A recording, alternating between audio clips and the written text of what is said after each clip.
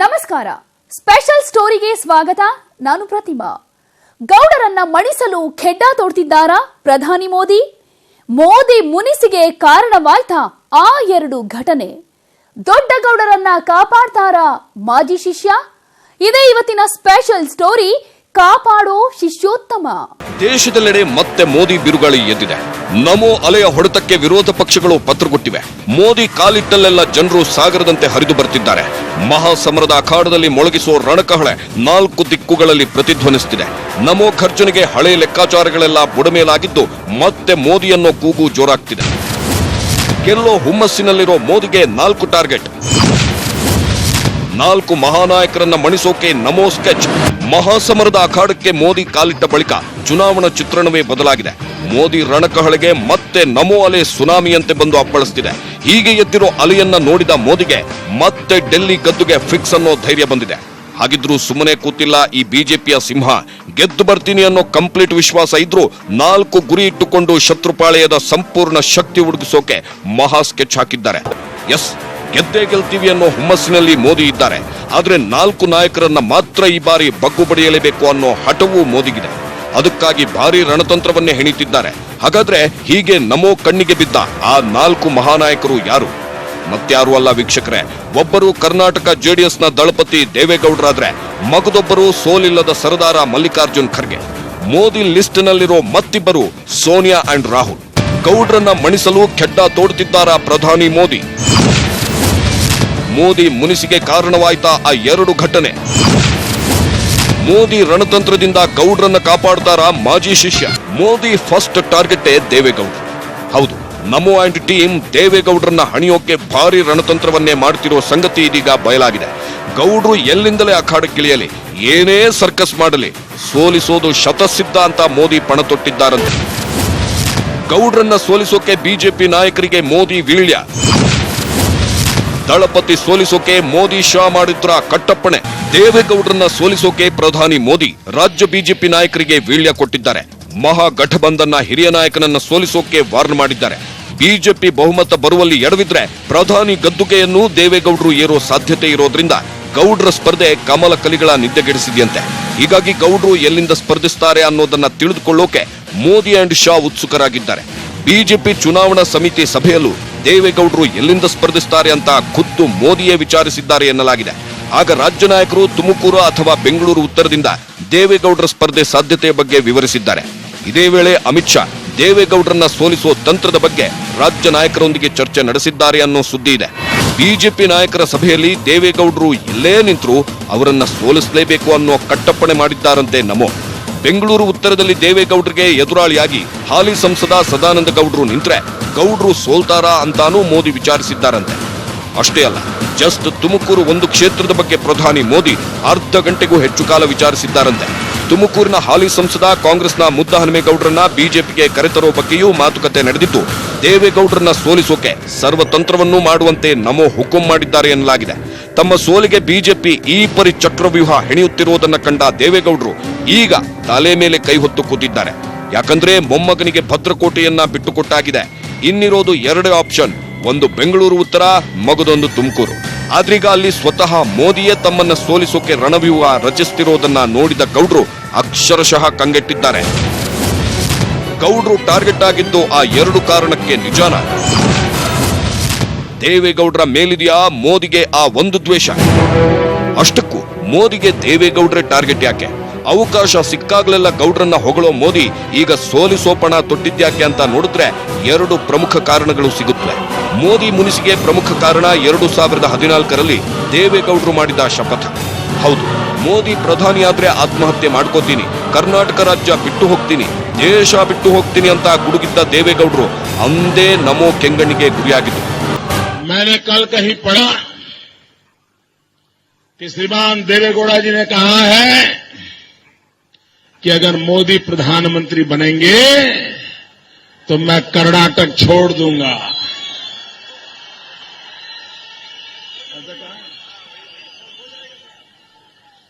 देवेगौड़ा जी, आप बुजुर्ग हैं, भारत के भूतपूर्व प्रधानमंत्री है. हम तो आपके बेटे के बराबर हैं. मैं आपको आज सार्वजनिक रूप से विश्वास दिलाता हूं, अगर अब यहां रहना आपके लिए मुश्किल हो गया हो, आप मोदी प्रधानमंत्री बने तो कर्नाटक में नहीं रहने वाले हो, छोड़ करके कहीं और जाने वाले हो। मैं आपसे प्रार्थना करता हूं, आप चिंता मत कीजिए, मैं गुजरात में आपकी पूरी व्यवस्था करूंगा। आप ओल्ड एज होम में रहना चाहते हैं तो वहां, आप मकान लेकर के रहना चाहते तो वहां, आप कोई फार्म हाउस में रहना चाहते तो वहां, मेरे अपने यहां आकर के रहना चाहते हो तो मेरे यहां जितनी आपके बेटों ने आपकी सेवा की होगी उससे ज्यादा ಸೇವಾ करके मैं दिखाऊंगा। ಅದೇನೇ ಇರಲಿ, ಆ ಬಳಿಕ ಎಷ್ಟೋ ಬಾರಿ ಮೋದಿ ಹಳೆ ದ್ವೇಷ ಮರೆತು ಗೌಡ್ರ ಜೊತೆ ಸ್ನೇಹದಿಂದನೇ ವರ್ತಿಸ್ತಾನೆ ಬಂದ್ರು. ಕಳೆದ ವಿಧಾನಸಭಾ ಚುನಾವಣೆ ಸಂದರ್ಭದಲ್ಲೂ ಅಷ್ಟೇ ದೇವೇಗೌಡರನ್ನ ತೆಗಳಿದ ಕಾಂಗ್ರೆಸ್ಗೆ ಉಗಿದು ದಳಪತಿಯನ್ನ ಗೌರವದಿಂದ ಕಂಡಿದ್ರು. ಆದ್ರೆ ರಿಸಲ್ಟ್ ಬಂದ ಮೇಲೆ ಅದೇ ದೇವೇಗೌಡರು ಬಿಜೆಪಿ 104 ಸ್ಥಾನ ಪಡೆದಿದ್ರು ಅವರಿಗೆ ಕೈಕೊಟ್ಟು ಬದ್ಧ ಶತ್ರು ಕಾಂಗ್ರೆಸ್ ಜೊತೆ ಸೇರಿ ಸರ್ಕಾರ ರಚಿಸಿದ್ರು. ಮೋದಿ ಕಾಂಗ್ರೆಸ್ ಮುಕ್ತ ಭಾರತದ ಕನಸಿಗೆ ಈ ಮೂಲಕ ಗೌಡ್ರು ಭಾರಿ ಹಿನ್ನಡೆ ಮಾಡಿದ್ರು. ಆ ಒಂದು ಆಕ್ರೋಶ ನಮೋಗೆ ಕುದಿಯುತ್ತಿದ್ಯೋ ಏನೋ ಗೊತ್ತಿಲ್ಲ.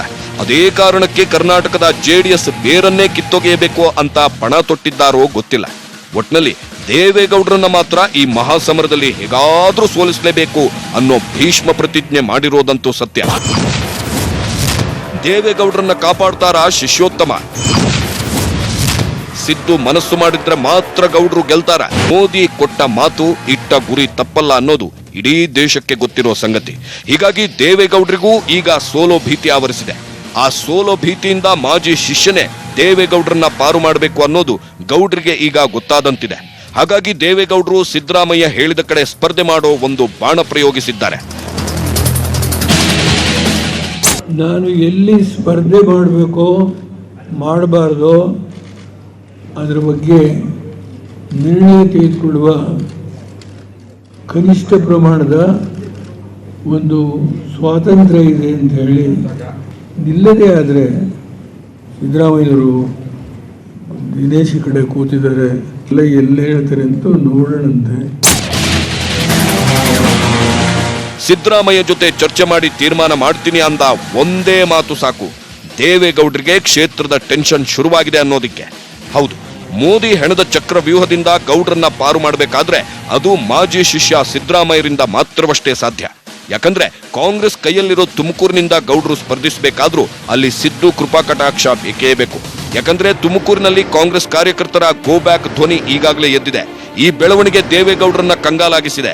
ಇನ್ನು ಈ ಕಡೆ ಬೆಂಗಳೂರು ಉತ್ತರದಲ್ಲಿ ಸಿದ್ದರಾಮಯ್ಯ ಶಿಷ್ಯರದ್ದೇ ದರ್ಬಾರಿದೆ. ಹೀಗಾಗಿ ಸಿದ್ದರಾಮಯ್ಯ ಮನಸ್ಸು ಮಾಡಿದ್ರೆ ದೇವೇಗೌಡರು ಗೆಲ್ಲೋದು ಕಷ್ಟವಾಗಲ್ಲ ಎಂಬ ಅಭಿಪ್ರಾಯ ಇದೆ. ಈ ಒಂದು ಕಾರಣದಿಂದ ಬೆಂಗಳೂರು ಉತ್ತರದ ಹೊಣೆಯನ್ನ ಸಿದ್ದು ಅಬ್ದ ಜಮೀರ್ ಅಹಮದ್ಗೆ ಹಾಕಿ ಗೆಲ್ಲೋ ಲೆಕ್ಕಾಚಾರವನ್ನು ಗೌಡ್ರು ಮಾಡಿದ್ದಾರೆ ಎನ್ನಲಾಗಿದೆ. ಸೋಲಿಲ್ಲದ ಸರ್ದಾರ ಮೋದಿ ಟಾರ್ಗೆಟ್ ಆಗಿದ್ಯಾಕೆ? ಖರ್ಗೆ ಸೋಲಿಸೋಕೆ ಪಣ ತೊಟ್ಟಿದ್ಯಾಕೆ? ನಮೋ ದೇವೇಗೌಡರನ್ನೂ ಸೋಲಿಸಬೇಕು, ಈ ಕಡೆ ಮಲ್ಲಿಕಾರ್ಜುನ ಖರ್ಗೆಯನ್ನೂ ಸೋಲಿಸಬೇಕು. ಇದು ಮೋದಿ ಟಾರ್ಗೆಟ್. ದೇವೇಗೌಡರನ್ನ ಸೋಲಿಸಿದ್ರೆ ಮಹಾಗಠಬಂಧನ್ ಶಕ್ತಿ ಹುಡುಗುತ್ತೆ. ಅತ್ತ ಮಲ್ಲಿಕಾರ್ಜುನ ಖರ್ಗೆಯನ್ನ ಕೆಡವಿದ್ರೆ ಕಾಂಗ್ರೆಸ್ನ ಧ್ವನಿಯೇ ನಿಂತು ಬಿಡುತ್ತೆ. ಯಾಕಂದ್ರೆ ಕಾಂಗ್ರೆಸ್ನಲ್ಲಿ ಪ್ರಬಲ ಪ್ರತಿಪಕ್ಷ ನಾಯಕ ಯಾರು ಅಂತ ಬಂದಾಗ ಮೊದಲು ನಿಲ್ಲೋದೇ ಮಲ್ಲಿಕಾರ್ಜುನ ಖರ್ಗೆ. ಖರ್ಗೆ ಸೋಲಿಸೋ ಹೊಣೆಯನ್ನ ರಾಜನಾಥ್ ಸಿಂಗ್ಗೆ ಕೊಟ್ಟಿದ್ದಾರೆ ಮೋದಿ ಅಂಡ್ ಶಾ. ಕಾಂಗ್ರೆಸ್ನಲ್ಲಿದ್ದ ಉಮೇಶ್ ಜಾಧವ್ರನ್ನ 5 ತಿಂಗಳ ಹಿಂದೆಯೇ ಸ್ಕೆಚ್ ಹಾಕಿ ಬಿಜೆಪಿಗೆ ಸೆಳೆದುಕೊಳ್ಳುವಲ್ಲಿ ಯಶಸ್ವಿಯೂ ಆಗಿದ್ದಾರೆ ಕಮಲಕಲಿಗಳು. ಈ ಹಿಂದೆಯೇ ಖರ್ಗೆ ವಿರುದ್ಧ ಸಿಡಿದಿದ್ದ ಕೈ ನಾಯಕರನ್ನ ಒಂದೊಂದಾಗಿ ಕಮಲಕ್ಕೆ ಸೆಳೆಯುವಲ್ಲಿಯೂ ಸಕ್ಸಸ್ ಆದ ಬಿಜೆಪಿ ಭಾರೀ ಖಡ್ಡವನ್ನೇ ತೋಡಿದೆ. ಹೇಗಾದ್ರೂ ಖರ್ಗೆ ಹಾಗೂ ಗೌಡ್ರನ್ನ ಸೋಲಿಸಲೇಬೇಕು ಅಂತ ಪಣ ತೊಟ್ಟಿದೆ. ಮೋದಿ ತೋಡಿದ ಖೆಡ್ಡಾದಿಂದ ಗೌಡ್ರನ್ನ ಶಿಷ್ಯ ಸಿದ್ದುವೇ ಬಚಾವ್ ಮಾಡಬೇಕು ಅನ್ನುವಂತಿದೆ ಪರಿಸ್ಥಿತಿ. ಹಾಗಾದ್ರೆ ಈ ಕಡೆ ರಾಹುಲ್ ಗಾಂಧಿ ಹಾಗೂ ಸೋನಿಯಾ ಸೋಲ್ಸೋದಕ್ಕೆ ನಮೋ ಹೆಣೆದ ರಣತಂತ್ರ ಹೇಗಿದೆ? ಒಂದು ಸ್ಪೆಷಲ್ ರಿಪೋರ್ಟ್ ನಿಮ್ಮ ಮುಂದೆ. ಸೋನಿಯಾ ರಾಹುಲ್ಗೂ ಖಡ್ಡ ತೋಡಿದ ನಮೋ. ಮೋದಿ ಎಲೆಗೆ ಕೊಚ್ಚಿ ಹೋಗುತ್ತಾ ಕೈ ಭದ್ರಕೋಟೆ. ಕಾಂಗ್ರೆಸ್ ಪಕ್ಷವನ್ನು ಬುಡದಿಂದ ಕಿತ್ತು ಹಾಕಬೇಕು ಅನ್ನೋದೇ ಮೋದಿ ಹಾಗೂ ಅಮಿತ್ ಶಾ ಟಾರ್ಗೆಟ್. ಕಾಂಗ್ರೆಸ್ ಮುಕ್ತ ಭಾರತವೇ ಬಿಜೆಪಿಯ ಗುರಿ. ಆದರೆ ಈ ಬಾರಿ ಲೋಕಸಭಾ ಚುನಾವಣೆಯಲ್ಲಿ ದೇವೇಗೌಡರು ಹಾಗೂ ಇತರೆ ಪ್ರಾದೇಶಿಕ ಪಕ್ಷಗಳು ಮೋದಿ ವಿರುದ್ಧ ಘಟಬಂಧನ್ ಬೆಸೆದು ಅಧಿಕಾರದಿಂದ ಇಳಿಸೋಕೆ ಭರ್ಜರಿ ಪ್ಲಾನ್ ಮಾಡಿಕೊಂಡಿದ್ದಾರೆ. ಈ ಘಟಬಂಧನ್ನಲ್ಲಿ ಕಾಂಗ್ರೆಸ್ ಪಕ್ಷವೂ ಸೇರ್ಕೊಂಡಿದೆ. ಸ್ವತಃ ದೇವೇಗೌಡರು ರಾಹುಲ್ ಗಾಂಧಿಯನ್ನೇ ಪ್ರಧಾನಿ ಮಾಡೋಕೆ ಮುಂದಾಗಿದ್ದಾರೆ. ಆ ಒಂದು ಕಾರಣಕ್ಕೆ ಕಾಂಗ್ರೆಸ್ನ ಬಲಿಷ್ಠ ನಾಯಕರೊಂದಿಗೆ ದೇವೇಗೌಡರನ್ನು ಹಣಿಸುವ ಸ್ಕೆಚ್ ಹಾಕಿದೆ ಬಿಜೆಪಿ. ಹಾಗೆಯೇ ಉತ್ತರ ಪ್ರದೇಶದಲ್ಲಿ ರಾಹುಲ್ ಗಾಂಧಿ ಹಾಗೂ ಸೋನಿಯಾಗೂ ನಮೋ ಖೆಡ್ಡಾ ರೆಡಿಯಾಗಿದೆ. ರಾಹುಲ್ ಸೋಲಿಸೋಕೆ ಮೋದಿ ಮಾಸ್ಟರ್ ಪ್ಲಾನ್. ತಾಯಿ ಮಗನನ್ನ ಸೋಲಿಸ್ತಾರಾ ಬಿಜೆಪಿ ಫೈರ್ ಬ್ರ್ಯಾಂಡ್. ಅಮೇಠಿಯಿಂದ 3 ಬಾರಿ ಸಂಸದರಾಗಿರೋ ರಾಹುಲ್ ಗಾಂಧಿ ಹಾಗೂ ರಾಯ್ಬರೇಲಿಯಲ್ಲಿ 2004ರಿಂದ ಗಟ್ಟಿಯಾಗಿ ಬೇರು ಬಿಟ್ಟಿರೋ ಸೋನಿಯಾ ಗಾಂಧಿಯನ್ನ ಹೇಗಾದ್ರೂ ಈ ಬಾರಿ ಸೋಲಿಸಲೇಬೇಕು ಅನ್ನೋ ಹಠ ಮೋದಿ ಹಾಗೂ ಅಮಿತ್ ಶಾಗಿದೆ. ಹೀಗಾಗಿ ಅಮೇಠಿಯಲ್ಲಿ ಮೋದಿ ಸರ್ಕಾರ ಸಾಕಷ್ಟು ಅಭಿವೃದ್ಧಿ ಯೋಜನೆಗಳನ್ನು ಹಮ್ಮಿಕೊಂಡಿದೆ. ತಳಮಟ್ಟದಿಂದ ಬಿಜೆಪಿಯನ್ನ ಬಲಿಷ್ಠಗೊಳಿಸುತ್ತಿದೆ. ಸ್ವತಃ ಉತ್ತರ ಪ್ರದೇಶದ ಸಿಎಂ ಯೋಗಿ ಆದಿತ್ಯನಾಥ್ ಹೆಗಲಿಗೆ ತಾಯಿ ಮಗನನ್ನ ಸೋಲಿಸೋ ಹೊಣೆಗಾರಿಕೆಯನ್ನ ಮೋದಿ ಕೊಟ್ಟಿದ್ದಾರೆ. ಅಮೇಠಿ ಹಾಗೂ ರಾಯ್ಬರೇಲಿ ನೆಹರು ಗಾಂಧಿ ಕುಟುಂಬದ ಭದ್ರಕೋಟೆ. ಆದ್ರೆ ಈ ಬಾರಿ ಭದ್ರಕೋಟೆಯನ್ನ ಛಿದ್ರ ಮಾಡಬೇಕು ಅನ್ನೋದು ಮೋದಿ ಟಾರ್ಗೆಟ್. ಆ ಮೂಲಕ ಪ್ರಧಾನಿ ಗದ್ದುಗೆ ಮೇಲೆ ಕಣ್ಣಿಟ್ಟ ರಾಹುಲ್ ಗಾಂಧಿಯನ್ನ ಹೀನಾಯವಾಗಿ ಸೋಲಿಸುವ ಗುರಿಯನ್ನ ಮೋದಿ ಇಟ್ಕೊಂಡಿದ್ದಾರೆ. ಈ ಖೆಡ್ಡಾದ ಮುನ್ಸೂಚನೆ ಸಿಕ್ಕ ಹಿನ್ನೆಲೆಯಲ್ಲಿಯೇ ರಾಹುಲ್ ಹಾಗೂ ಸೋನಿಯಾ ಪ್ರಿಯಾಂಕಾ ಗಾಂಧಿಯನ್ನ ಪ್ರಚಾರದ ಅಖಾಡಕ್ಕೆ ಇಳಿಸಿದ್ದಾರೆ. ಮೋದಿ ತೋಡಿದ ಖೆಡ್ಡಾದಿಂದ ಅಣ್ಣ ಅಮ್ಮನನ್ನ ಪ್ರಿಯಾಂಕಾ ಗಾಂಧಿ ಬಚಾವ್ ಮಾಡ್ತಾರ ಗೊತ್ತಿಲ್ಲ. ಸದ್ಯ ಉತ್ತರ ಪ್ರದೇಶ ಪೂರ್ವ ಭಾಗದ ಕಾಂಗ್ರೆಸ್ ಪ್ರಧಾನ ಕಾರ್ಯದರ್ಶಿಯಾಗಿ ಕಾಂಗ್ರೆಸ್ ಗೆಲುವಿಗೆ ಹೋರಾಡುತ್ತಿರೋ ಪ್ರಿಯಾಂಕಾ ಬಿಜೆಪಿ ಗುರಿಗೆ ಸ್ವಲ್ಪ ಅಡ್ಡಿ ಆಗ್ತಿದ್ದಾರೆ. ಆದ್ರೆ ಅಷ್ಟು ಸುಲಭವಾಗಿ ಮೋದಿ ಹಾಗೂ ಅಮಿತ್ ಶಾ ಇಟ್ಟ ಗುರಿ ಮಿಸ್ ಆಗೋದಿಲ್ಲ ಅನ್ನೋದು ಅಷ್ಟೇ ಸತ್ಯ. ಹಾಗಾಗಿ ಈ 2 ಕ್ಷೇತ್ರ ಭಾರಿ ಸಂಚಲನ ಮೂಡಿಸಿದೆ.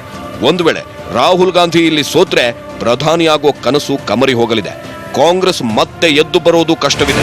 ಮಹಾಗಠಬಂಧನ್ ಶಕ್ತಿಗೆ ಸಡ್ಡು ಹೊಡೆದಿದ್ದಾರೆ ನಮೋ. ಒಂದು ವೇಳೆ ಬಿಜೆಪಿ ಬಹುಮತ ಬಾರದಿದ್ರೂ ಮಹಾಗಠಬಂಧನ್ ಕೈಗೆ ದೇಶ ಸಿಗದಂತೆ ನಮೋ ಭಾರಿ ರಣತಂತ್ರವನ್ನೇ ಮಾಡಿದ್ದಾರೆ. ಹಾಗಾದ್ರೆ ಮೋದಿ ಪ್ಲಾನ್ ಹೇಗಿದೆ? ಇಲ್ಲಿದೆ ನೋಡಿ ಆ ರಿಪೋರ್ಟ್. ಬಿಜೆಪಿ ವಿರೋಧಿ ಪಕ್ಷಗಳೆಲ್ಲ ಒಗ್ಗಟ್ಟಾಗಿ ಮಹಾಗಠಬಂಧನ್ ಬೆಸೆದು ಮೋದಿ ವಿರುದ್ಧ ಸಮರ ಸಾರಿತು. ಈ ಒಂದು ಮಹಾಗಠಬಂಧನ್ ಬುಡಕ್ಕೆ ಭದ್ರ ಬುನಾದಿ ಬಿದ್ದಿದ್ದು ಕರ್ನಾಟಕದಲ್ಲೇ, ದೇವೇಗೌಡರ ನೇತೃತ್ವದಲ್ಲೇ ಅನ್ನೋದು ಗೊತ್ತಿರೋ ಸಂಗತಿ. ಯಾವಾಗ ಹೀಗೆ ಮೋದಿ ಶತ್ರುಗಳು ಒಗ್ಗಟ್ಟಿನ ಮಂತ್ರ ಜಪಿಸಿದ್ವೋ ಆಗಲೇ ಎಚ್ಚೆತ್ತುಕೊಂಡ ಕಮಲ ಅಮಿತ್ ಶಾ ನೇತೃತ್ವದಲ್ಲಿ ಅಲ್ಲಲ್ಲಿ ಹೊಸ ಪಕ್ಷಗಳೊಂದಿಗೆ ಗೆಳೆತನ ಬೆಳೆಸಿಕೊಳ್ತು. ಮಹಾರಾಷ್ಟ್ರದಲ್ಲಿ ಕಿತ್ತಾಡುತ್ತಿದ್ದ ಬಿಜೆಪಿ ಶಿವಸೇನೆ ಮತ್ತೆ ಒಂದಾದ್ರೆ, ತಮಿಳುನಾಡಿನಲ್ಲಿ ಎಐಎಡಿಎಂಕೆ ಮತ್ತು ಪಿಎಂಕೆ ಜೊತೆಗೆ ಬಿಜೆಪಿ ಸ್ನೇಹ ಕುದುರಿಸಿಕೊಳ್ತು. ಬಿಹಾರದಲ್ಲಿ ಜೆಡಿಯು ಜೊತೆ ದೋಸ್ತಿ ಕುದುರಿದ್ರೆ, ಇನ್ನು ಆಂಧ್ರ ತೆಲಂಗಾಣದಲ್ಲಿ ವೈಎಸ್ಆರ್ ಹಾಗೂ ಟಿಆರ್ಎಸ್ ಜೊತೆ ಫಲಿತಾಂಶದ ಬಳಿಕ ದೋಸ್ತಿ ಮಾಡಿಕೊಳ್ಳೋ ಮಾತುಕತೆ ನಡೆದಿದೆ ಎನ್ನಲಾಗಿದೆ. ಹೀಗೆ ಬಿಜೆಪಿ ಎನ್ಡಿಎ ಬಲವನ್ನು ಹೆಚ್ಚಿಸಿಕೊಳ್ತಾ ಮಹಾಗಠಬಂಧನ್ ಶಕ್ತಿಗಳಿಗೆ ಭಾರಿ ಎದುರೇಟನ್ನೇ ಕೊಡ್ತಿದೆ. ಕಳೆದ ಬಾರಿ ಬಿಜೆಪಿ ಸಿಂಗಲ್ ಆಗಿ 282 ಸೀಟು ಗೆದ್ದಿತ್ತು. ಆದ್ರೆ ಈ ಬಾರಿ ಅಷ್ಟು ಸೀಟು ಬಾರದಿದ್ರು ಮಿತ್ರ ಪಕ್ಷಗಳ ಸಾಥ್ ಮತ್ತೆ ಮೋದಿಯನ್ನ ಪ್ರಧಾನಿ ಹುದ್ದೆಗೇರಿಸೋ ಸಾಧ್ಯತೆ ಹೆಚ್ಚಿದೆ. ಆದ್ರೆ ಈ ಕಡೆ ಮಹಾಗಠಬಂಧನ್ ಮೂಲಕ ಪಿಎಂ ಕುರ್ಚಿ ಕನಸು ಕಾಣ್ತಿರೋ ರಾಹುಲ್ಗೆ ಮಾತ್ರ ಮತ್ತೆ ಹೊಡೆತ ಬೀಳುತ್ತಿದೆ. ದೆಹಲಿಯಲ್ಲಿ ಕಾಂಗ್ರೆಸ್ ಜೊತೆ ಎಎಪಿ ಮೈತ್ರಿಗೆ ಹಿಂದೇಟು ಹಾಕಿದ್ರೆ, ಪಶ್ಚಿಮ ಬಂಗಾಳದಲ್ಲಿ ದೀದಿ ಕಾಂಗ್ರೆಸ್ ಅನ್ನು ಹೊರಗಿಟ್ಟಿದ್ದು ಗೊತ್ತೇ ಇದೆ. ಇನ್ನು ಉತ್ತರ ಪ್ರದೇಶದಲ್ಲಿ ಎಸ್ಪಿ ಬಿಎಸ್ಪಿ ಕಾಂಗ್ರೆಸ್ ಅನ್ನ ದೂರ ತಳ್ಳಿದೆ. ಬಿಹಾರದಲ್ಲಿ ಆರ್ಜೆಡಿಯು ಕೈ ಜೊತೆ ಸೀಟು ಕುಸ್ತಿಗಿಳಿದಿದ್ದು ಆಲ್ಮೋಸ್ಟ್ ಇಲ್ಲೂ ಕಾಂಗ್ರೆಸ್ಗೆ ಹೊಡೆತ ಬೀಳೋ ಚಾನ್ಸ್ ಇದೆ. ಹೀಗಾಗಿ ಕಾಂಗ್ರೆಸ್ ಸ್ವಂತ ಶಕ್ತಿಯಿಂದ 120ರಿಂದ 130 ಸೀಟು ಗೆದ್ದರಷ್ಟೇ ಮಹಾಗಠಬಂಧನ್ನಲ್ಲಿ ಸೇರ್ಕೊಳ್ಳೋ ಕನಸು ಕಾಣಬಹುದು. ಇಲ್ಲವಾದಲ್ಲಿ ಮಹಾಗಠಬಂಧನ್ನಲ್ಲಿ ಕೈಗೆ ಜಾಗ ಸಿಗೋದೇ ಕಷ್ಟವಿದೆ. ಯಾಕಂದ್ರೆ ಪ್ರಧಾನಿ ಹುದ್ದೆ ಮೇಲೆ ಕಣ್ಣಿಟ್ಟ ಘಟಾನುಘಟಿ ನಾಯಕರೇ ಈ ಮಹಾಗಠಬಂಧನ್ನಲ್ಲಿದ್ದಾರೆ. ಪರಿಸ್ಥಿತಿ ಹೀಗಿರುವಾಗಲೇ ಮೋದಿ, ದೇವೇಗೌಡರು, ಖರ್ಗೆ, ರಾಹುಲ್, ಸೋನಿಯಾಗೆ ಖೆಡ್ಡಾ ತೋಡಿದ್ದಾರೆ. ಹೀಗಾಗಿ ಯಾರ್ಯಾರು ಕಾಪಾಡ್ತಾರೆ ಅನ್ನೋದನ್ನ ಕಾದು ನೋಡ್ಬೇಕು.